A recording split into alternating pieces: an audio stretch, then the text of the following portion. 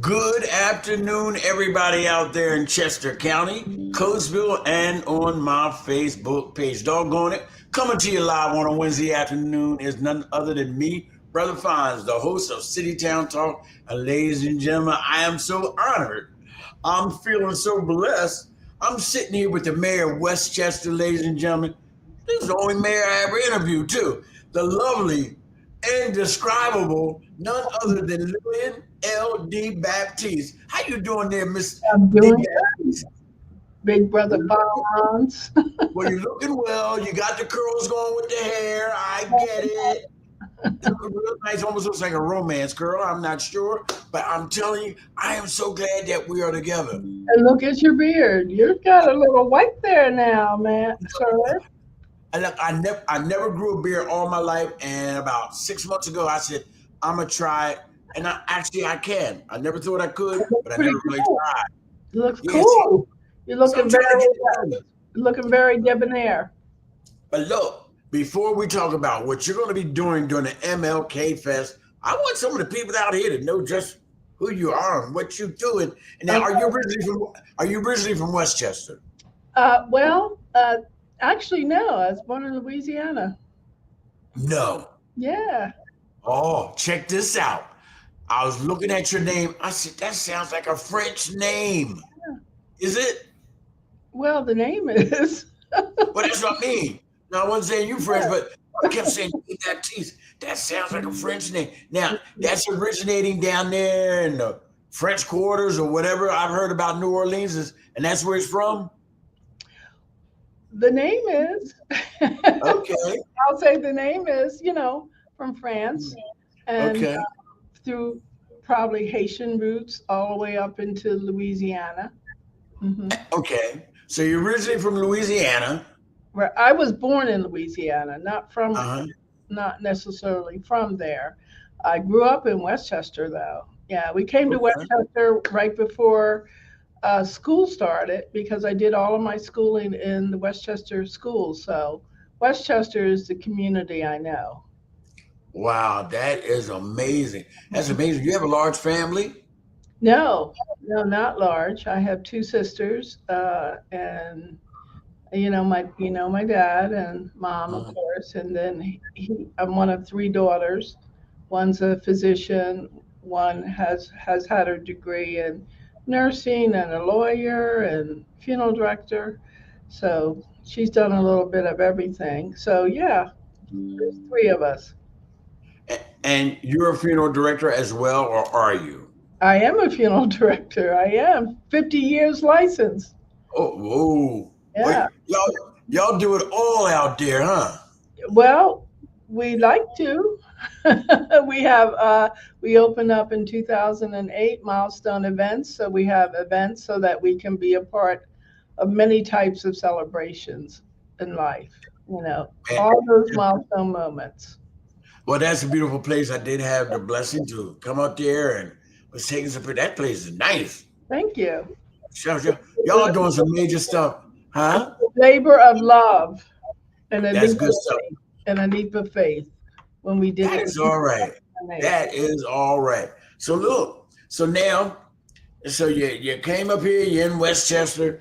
I mean, how does it feel to be the mayor of Westchester? Well, it feels good.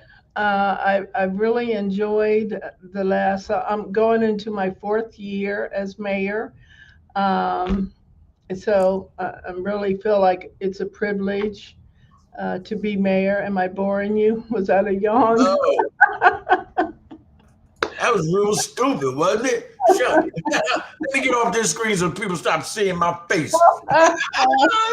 Come on, talk to me, Lily. I mean, you want something else? We acting up now. See, I'm getting ready to have some fun now. All right, come on now. Let's more. Let's talk about you. Okay, Now, okay. was this your first chance? I mean, your first time getting into politics? It was. It was. Yeah. And, And and I don't feel like I'm in politics. The politics of Westchester is not that, well, I mean, life is politics. Let me take that back because life is politics. But it feels like a easy lift. I should say that. Where are you? I don't even see That's right. I'm right here. I haven't gone nowhere. I you. like Okay. to give you the full screen so they can get the full essence of Okay. everything you're saying. It's Okay. all about the essence. So look, all right. So So, now, will so you run again? I'm making that decision as we speak to run again.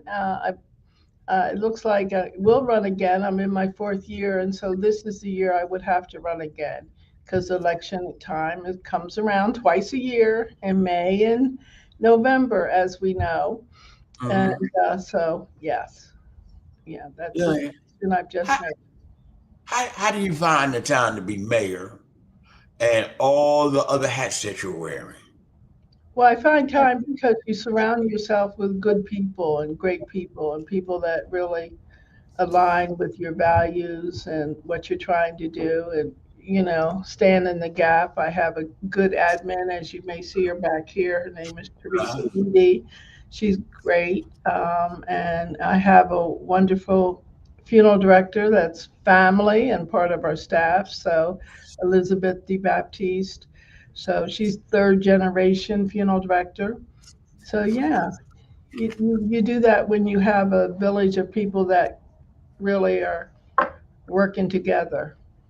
that is And so that's how cool. Dad was able to run for mayor because I was the one that, you know, kind of was the workhorse then at the funeral home. You say your dad ran and he was the mayor? Yeah, my dad was mayor. You know that, right? No, I kind of like didn't.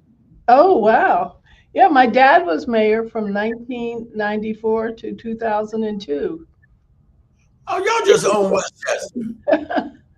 That Oh, Well, I am glad I got to say something to the Fonz that he did not know, because this will be the yeah, first time ever you wow.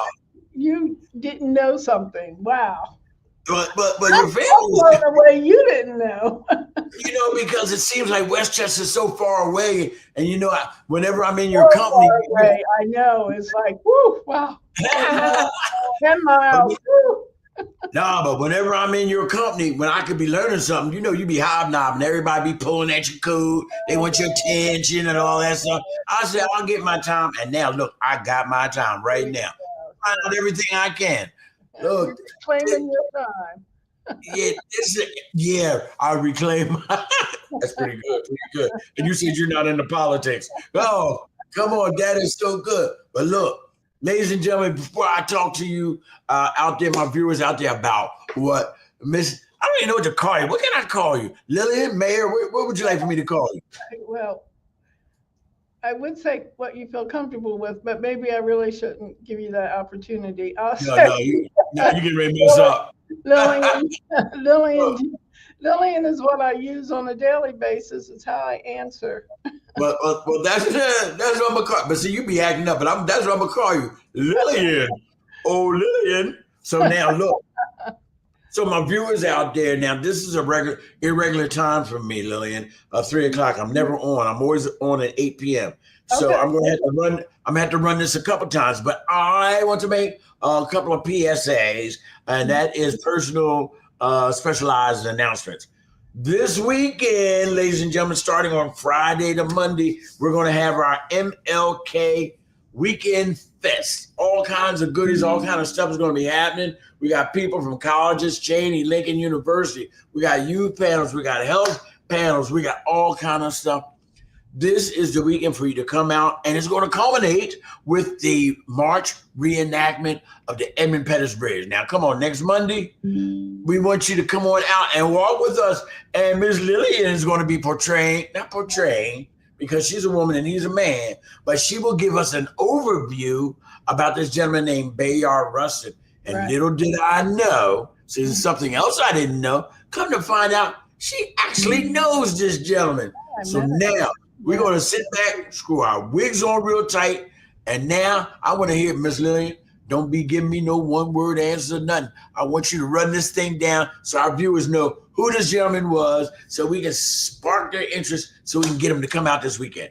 Time is yours. Who is this Bayard Rustin? Well, Talk to me. before I tell you who Bayard Rustin was. Let me just say this. It's really impressive all that you're doing this weekend. You know, the Coatesville community has pulled together and they came together last year with this wonderful march. And I did not get to participate, but I saw all the wonderful videos and photos. And I was so impressed by it that I'm really excited to participate in it this year. It's really, I think it's a neat reenactment that you're doing, and I feel blessed that I'm able to be a part of that.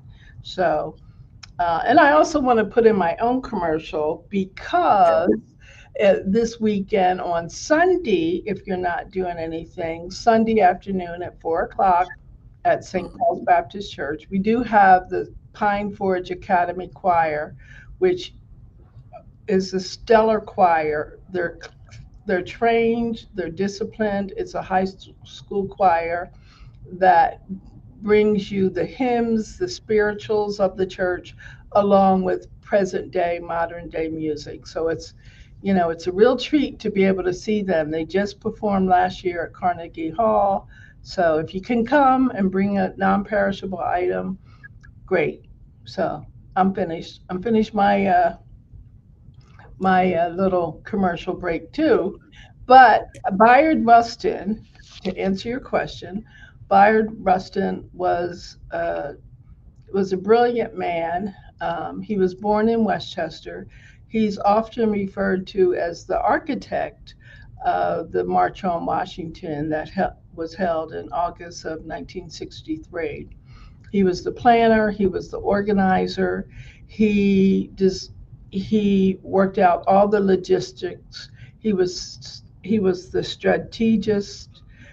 He put that march together in a way that nobody else could. His attention to detail, and this is at a time where there wasn't cell phones, there wasn't text messaging, there was none of that. It was simply pick up the phone or write a letter. Those were the ways to communicate. And he put that march together in a way that had never been seen before. And they were hoping that perhaps 100,000 people would come together. And at the end of the day, there was over 200,000. And the statistics show that it was probably about 300,000 people there. But he had figured out how many toilets would be needed, what people needed to pack for their lunch, how many health and aid stations they would need, how many speakers would speak. He had to fight the Northern liberals. He had to fight within all of the 6 important groups, civil rights groups of the day, you know, and be the collaborator between all the groups that wanted to do their thing. And he had to, you know, worry about John F. Kennedy and Strom Thurmond, and if they were pushing back or if they were going to allow this march to take place. So he had to do that in the midst of that environment in 1963, something that had never been done before. And so not only did he do it, but he succeeded. And now, of course, we have all had the opportunity to read about it, and it was a historic march. But beyond that, he never forgot his roots. He came back to Westchester and he participated in a march in Westchester. And that was one of my first opportunities to hear him and meet him, because he came back to Westchester, which of course was guilty of redlining homes and saying where realtors could sell and couldn't sell to Black people. And he participated in a march in Westchester that addressed those issues, held right at the what was called the Westchester Community Center, now the Charles Melton Center, as they marched to the courthouse and marched and had speeches. So yeah, so it was, he never forgot his roots and who he was. And he never pretended to be anybody except who he was. Well, Lillian, let me ask you a question. Mhm. He put all that, you know, I'm telling you, I'm really amazed that he could figure out how many toilets to have and Yeah. all that.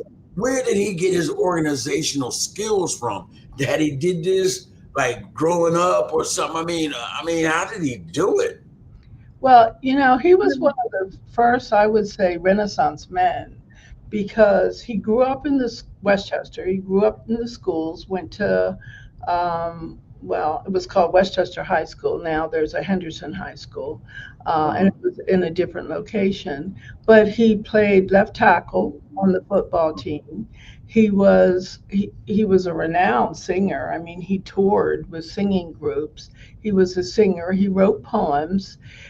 He had a Quaker upbringing by his grandparents who believed in the single human family. So he was brought up in a feeling that we are our brothers and sisters keepers, and that there is only one one family, the human family. And Mhm. so I think he learned all those skills because he had so many interests, and he was, and some people are just natural organizers, and that's what he was. He was a natural organizer, Wow. Jeez. but he had So a now, lot of interests. have you ever been in his personal company? Did you glean anything from his personality, things that affect you like today? Oh, well, I, what I was struck by, and yes, I had the opportunity to know him and have one-on-one conversations, one at least, because we served his family. He had relatives in Westchester, and that's how we knew him because he would come back for their services, and and one he was actually the person who made the arrangements. And I remember he was tall, he was slender, he was very striking. He would be considered Mr. GQ because he was very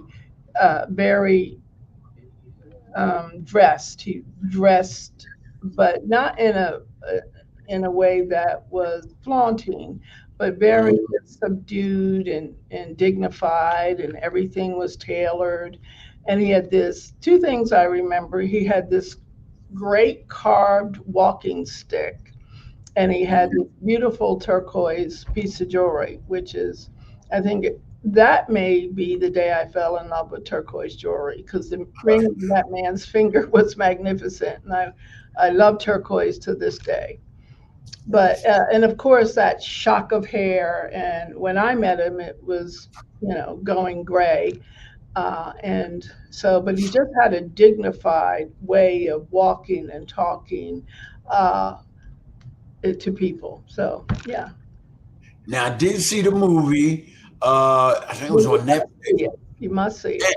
Yeah, I saw it on Netflix, but didn't they have a premiere up there at the Melton Center or something like that? No, we actually had the premiere at Uptown Theater.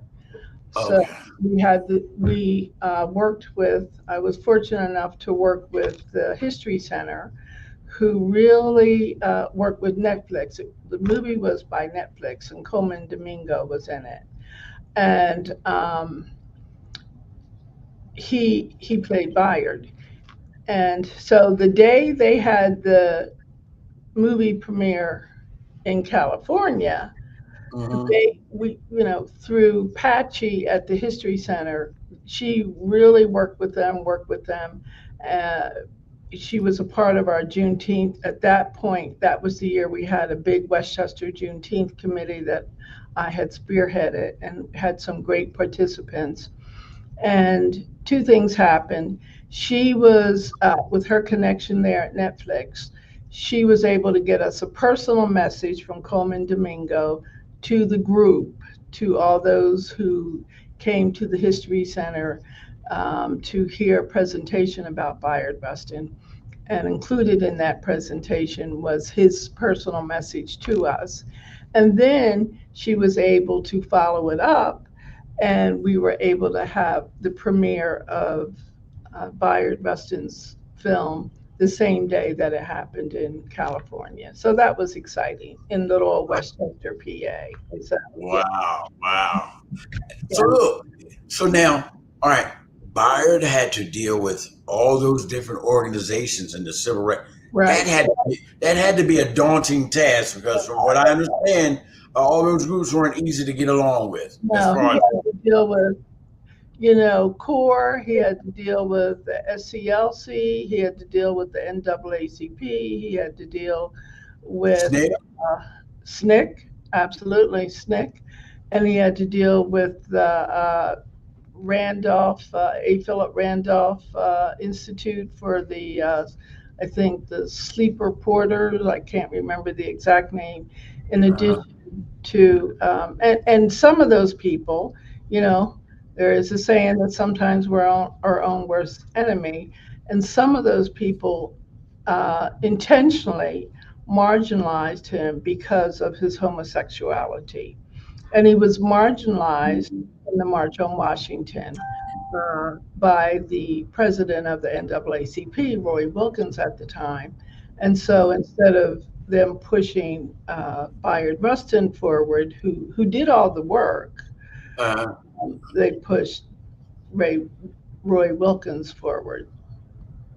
man, he was amazing. I mean, with all this stuff that you're saying that he's done, yeah, man, my head explodes just thinking about it. Well, Just thinking about it. he was talented like that. Not to mention he sang with Paul Robeson in a play. So he's Really. yeah. And if you, I'm trying to think of the documentary on something brother. Let me see if my notes say, but which is a great documentary on his life, and that you hear some of his singing. You hear some of his singing. Yeah. That And is amazing. No wonder you gravitated towards this gentleman. yeah, he was. Yes, I was wondering why. I said, why is she picking him? Why didn't she pick maybe Annie Lee Cooper or somebody like that? But now I see why. Well, I not see. only that, he's a native son, Westchester. It makes good sense. Makes real good sense. Native.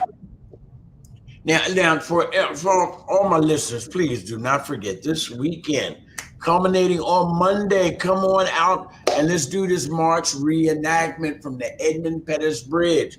It's going to be a day of celebration. We will be going over the dreams and aspirations of Martin Luther King and our own dreams and aspirations. Let's start pushing these things. I think it's just so good. The good thing I liked about last year, Lil, is brought people together. We had Muslims, white folks, Spanish, just everybody was in there, kumbaya, arm to arm. I really, really liked it. That scratched me where I itched. So it was a real good thing. So That's it'll what be, life is about. That's what we should also be striving for more now than ever, especially yes, when there are forces, that would suggest that we don't do that because they would suggest that we keep separated because as long as they keep all of us separated, they are in charge. sure, And they, divide and conquer. Divide and conquer. That whole thing. But look, now we're getting ready to come to a close. I don't want you giving up everything because you may have some stuff Monday because all eyes will be on you. Bam, bam, bam. But look, all my guests on my show, I always ask them to yeah. share something from their heart to the Oh, viewers. It could be anything that you would like to share. Okay? Come on with it. well, I don't know. There's so much to share. We got that much time. What part of your heart are you trying to get to? Your heart that you would like to share to the viewers. Would you like to give them something inspirational, informational, educational, whatever you would like? And I usually let my guests know ahead of time so they can be ready, but I didn't for No, you. you did And not. my apologies. My apologies. Thank you so But much. yeah, but since I'm retired, I have nothing but time, and it doesn't appear you to be doing anything. So let's take our time. Let's take our time and tell Well, something I to us. will just say this. What? I'll say one thing, and Okay.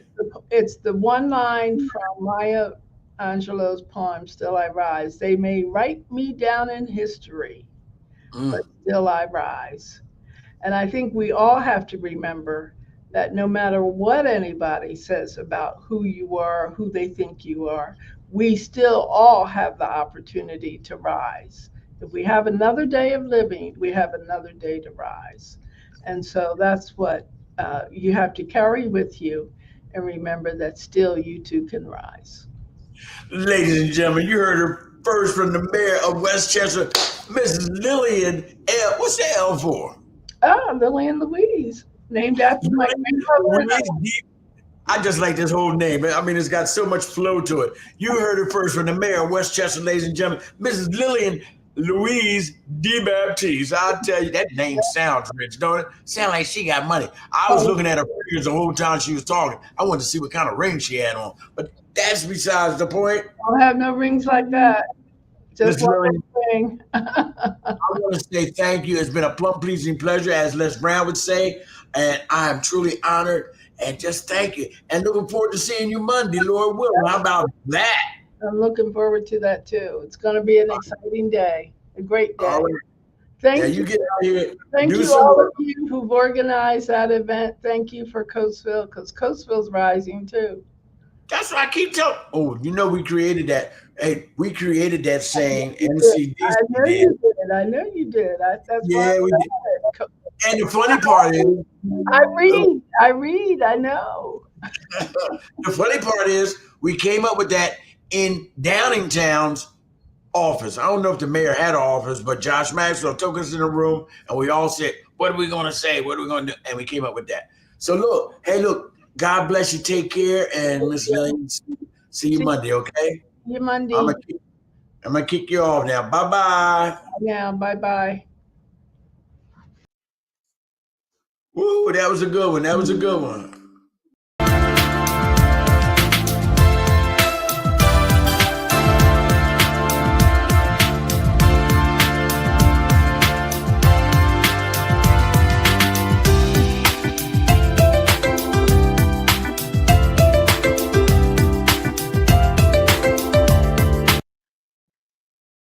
All right, that's it for me this afternoon, ladies and gentlemen. I will repost this. It was so good to talk to Mrs. DeBaptiste. You know, I've been wanting to talk to her for years. I've never had the opportunity. But look, if nobody, hey, Sister Roberta, how you doing? Sister Roberta, I got really lucky having the mayor on, and it's good. I've never really had a chance to talk to her. Matter of fact, I didn't even think she knew I existed, but she knew my name and everything. All right, so look, Sister Roberta, thank you for tuning in. I'm going to play this over and over again. Hey, Sister Roberta, 8 o'clock tonight, Maya Johnson. If you got some time, tune in. Have a handkerchief with you, because I know I'm going to cry a little bit, because I know she's going to get me. Even though she be like real rough around the edges sometimes, I know she's going to get me. But I can't wait to hear her story, because I think God is just blessing her so much. And she's going to be a blessing to anybody that listens. Anybody that's listening. Yeah. All right, I got to go, because I got to go before I get all wrapped up in my own rap. Take care. God bless. And I want y'all to have a great day. I'm getting out of here.